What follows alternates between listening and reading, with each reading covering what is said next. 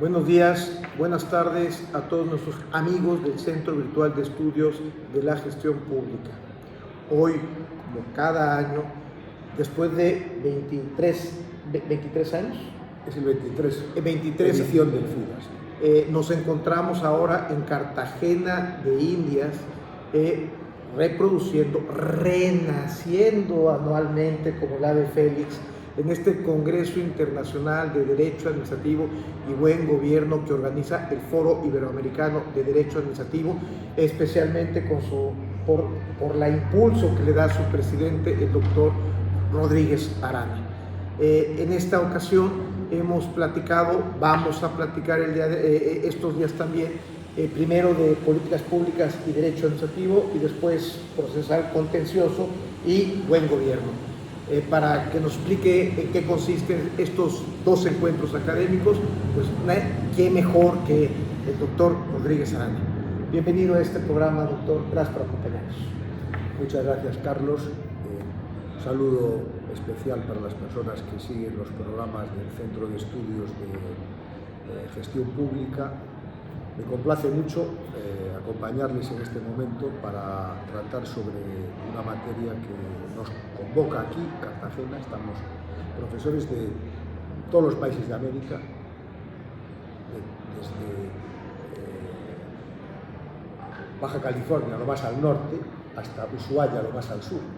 No, incluso te puedo decir que desde Canadá, porque tenemos un profesor mexicano en Montreal. Y efectivamente al doctor que ustedes conocerán muy bien, al profesor Luis José Bejar, que es un destacado miembro del foro y que sigue con mucho interés todas nuestras intervenciones y ha participado y participa habitualmente en todos los congresos, seminarios. Y efectivamente es una reunión anual que hacemos profesores de distintos países y que tiene dos partes. Una de seminario en sentido estricto, seminario de profesores, donde se trabaja sobre una materia que previamente se establece el año anterior.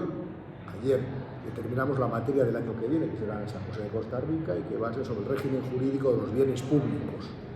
Y después, en esos 2 días de trabajo intenso, hay un congreso internacional abierto, que tenemos la suerte de tener el aula abarrotada. A mí me da mucha alegría, como profesor, de aulas abarrotadas de estudiantes, de profesionales, vienen de toda América, personas de procuradurías, personas de contralorías, personas del ámbito académico.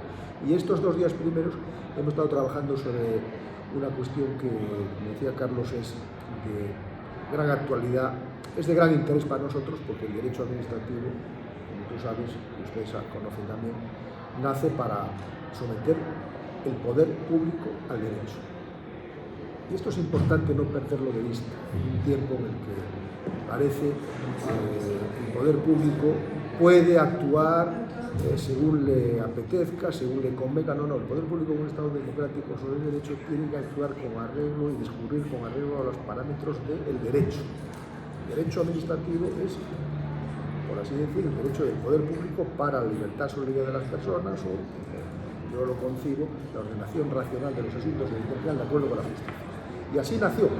Y hoy en día, yo lo he recordado hace poco, ahora en el Congreso de inauguración, hay 2 profesores muy destacados del ámbito comparado, uno en Italia, Sabino Cases, y otro en España, Tomás Ramón Fernández, que ya han coincidido, sin ponerse de acuerdo, seguramente, en que el derecho administrativo hoy es el derecho de la buena administración. Y si no es derecho de la buena administración, llegan a decir hasta no es derecho administrativo. Esto hemos estado pensándolo, trabajándolo, a la luz de las políticas públicas que realizan los distintos gobiernos y administraciones, llamando la atención, poniendo el acento en la necesidad de que desde que nacen, desde que se realizan, desde que se implementan hasta que se evalúan, se haga bajo la égida, bajo el derecho administrativo.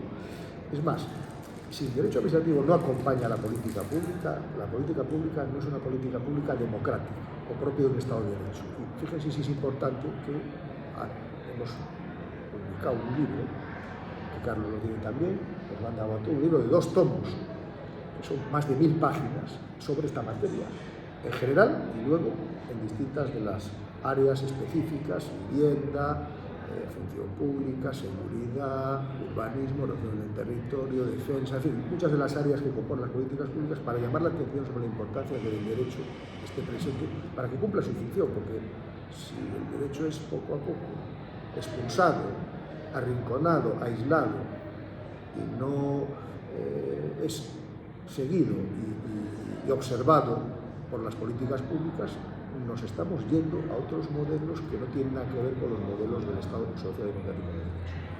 Ayer tú comentabas en la sesión de profesores en el foro que el derecho y las políticas públicas tienen 4 vinculaciones. La primera, el derecho, a partir del principialismo que tú sostienes e impulsas, da elementos contenidos a las políticas públicas cuando fijas sus objetivos, porque una política pública que no respeta derechos humanos no puede ser política pública. Y luego decías, si no me equivoco, que también el derecho acompaña a las políticas públicas con su regulación, con sus leyes, con sus cambios constitucionales, que implica una política pública en democracia. Y luego comentabas que también ayuda a la evaluación y medición de esa política pública, y finalmente puede haber una última etapa donde hay controles de la aplicación correcta de esas políticas públicas para no afectar derechos humanos. Esos son los 4 aspectos que tú señalabas ayer. ¿Es correcto? Es correcto, y además me alegro de que lo recuerdes, porque efectivamente hoy en día, para mí, uno de los desafíos más importantes de las políticas públicas, aparte de que el derecho acompaña desde el inicio hasta el control, es que en todas esas fases los indicadores que se tienen que construir, que no siempre son los mismos para todas las políticas públicas. Yo creo que cada política pública tiene que construir indicadores ad hoc, o sea, como trajes a la medida, porque a veces ocurre, como pasa en los pliegos de los contratos, que pensamos que un pliego o unos pliegos para una concesión de obra pública valen para todas las concesiones de obra pública, y no, hay que adaptarlos y hacerlos a la medida para cada contrato en concreto.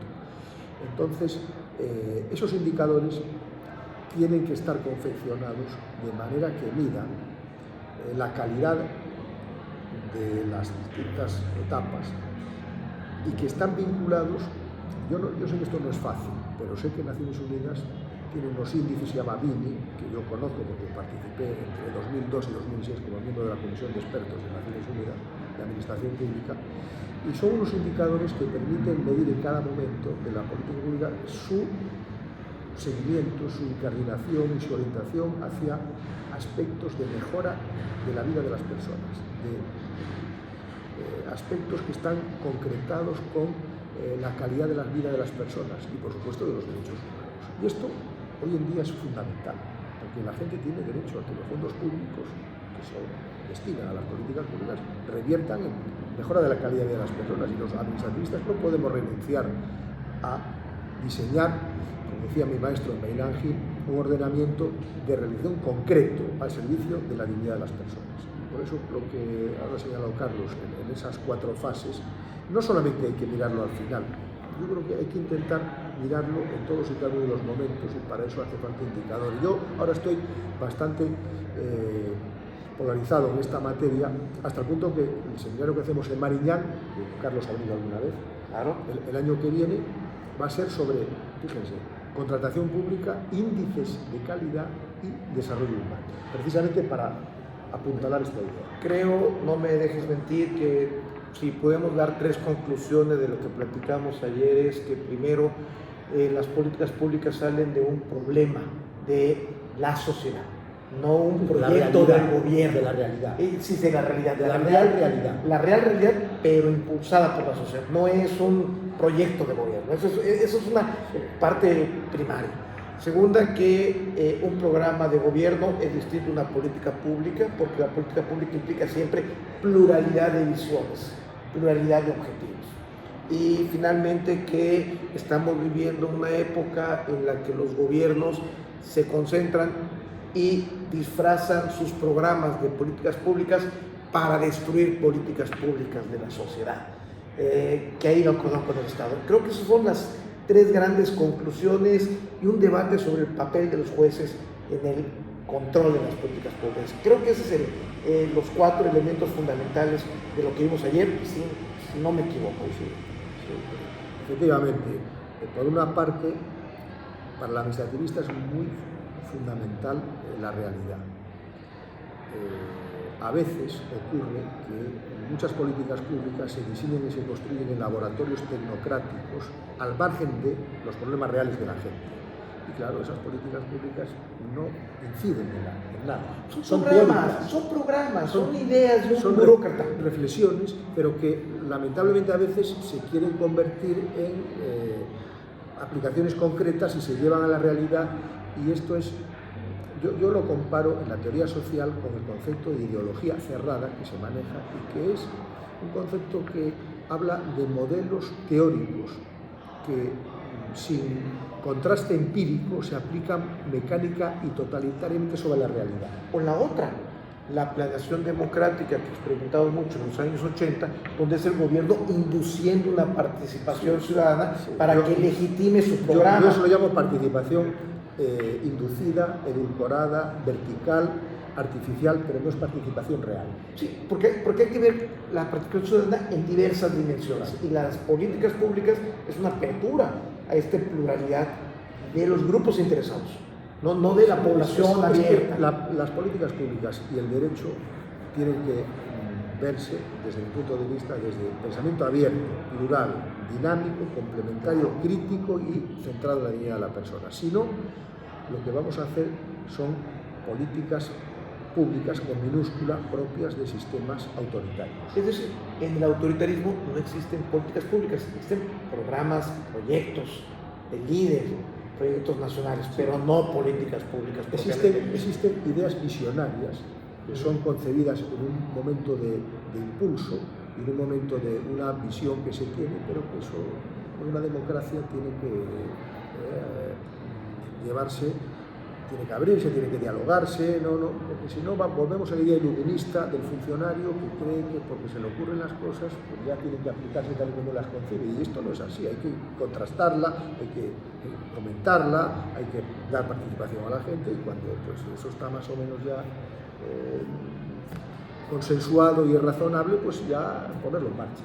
Es difícil comentar lo que vamos a platicar en el Congreso porque apenas está iniciando, pero seguramente tendremos oportunidad de hacerlo en otra ocasión para platicarles cómo nos fue en este Congreso. Y como saben ustedes, Cronos es un dios cruel que hasta sus hijos se come y es implacable. Y pues es momento de despedirnos, y como siempre ya saben, un me gusta siempre es útil para la difusión de lo público, y todos los materiales que hacemos en el Centro Virtual de la Gestión de Estudios, Centro Virtual de Estudios de la Gestión Pública, se encuentran gratuitamente en las redes para su consulta y divulgación. Un fuerte abrazo y muchas gracias desde Cartagena de Indias, con un gran administrativista, don Jaime Rodríguez Arana. Muchas gracias. Muchas gracias.